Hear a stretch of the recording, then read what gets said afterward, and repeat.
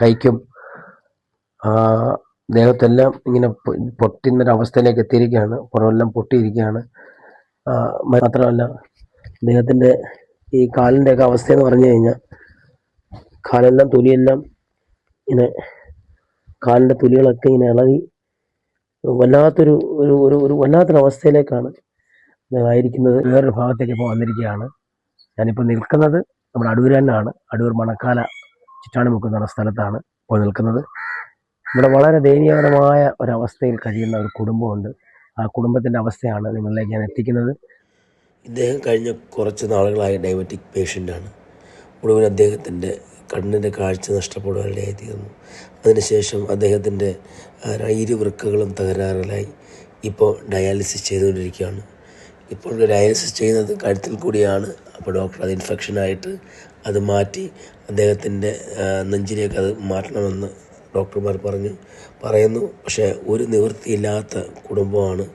അവരെ ഒന്ന് സഹായിക്കണം പ്രിയരെ. ഒരു കുടുംബത്തിൻ്റെ അത്താണിയായിരുന്നു ഈ കിടക്കുന്നത്. മാത്രമല്ല ആഹാരത്തിന് പോലും വകയില്ലാതെയാണ് ഈ കുടുംബം കഴിയുന്നത്. പ്രിയരെ, ആരെങ്കിലും ഈ വീഡിയോ കാണുന്നവർ അവരൊന്ന് സഹായിക്കണം പ്രിയരെ. നിങ്ങൾക്ക് പറ്റുന്നൊരു എമൗണ്ട് എന്തെങ്കിലും ഒന്ന് ഇവർക്ക് കൊടുക്കണം. ഇപ്പോഴും ഈ മരുന്നിനും ചികിത്സാ ചിലവിനൊക്കെ ആയിട്ട് ഒരുപാട് പൈസ ചിലവാകുന്നുണ്ട്. പക്ഷേ ഇവരെ സഹായിക്കാൻ ആരുമില്ല പ്രിയരെ.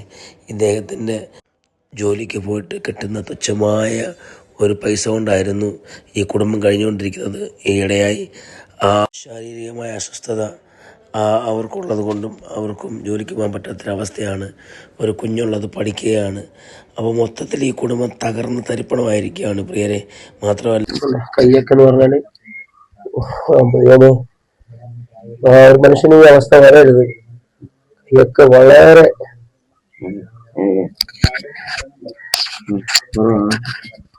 ആഹാരമൊക്കെ കഴിക്കാൻ പറ്റുന്നുണ്ടോ? ഇല്ല, കഴിക്കാൻ പറ്റുന്നില്ല. കാലിന്റെ തുണികളൊക്കെ ഇങ്ങനെ ഇളകി വല്ലാത്തൊരവസ്ഥയിലേക്കാണ് ആയിരിക്കുന്നത്. നിങ്ങളത് കാണുന്നവരും ഈ വീഡിയോ തട്ടുകാട്ടി പോകരുത്. ഹാപ്പിയാണ്.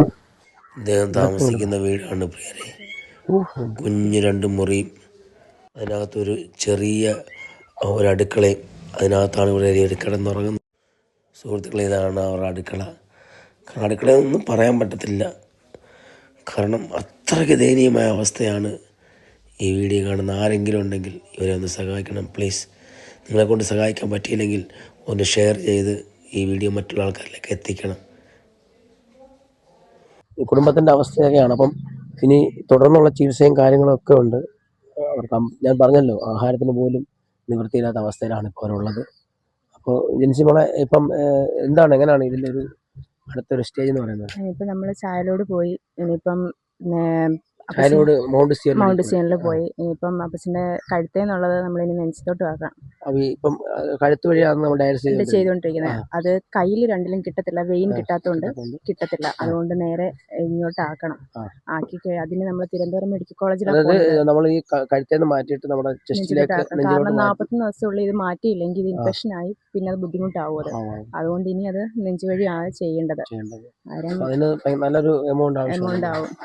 ഡോക്ടർമാരെന്തോ അവർ പറഞ്ഞ് പോയി ചെയ്തിട്ട് എന്തായാലും ബാക്കി ട്രീറ്റ്മെന്റ് നമ്മൾ ഇനി മൗണ്ട് സിയനിലാണ് ചെയ്യുന്നത്. അവരുടെ ഗൂഗിൾ പേ നമ്പറും ബാങ്ക് ഡീറ്റെയിൽസും ഞാൻ മുകളിൽ കൊടുക്കുന്നുണ്ട്.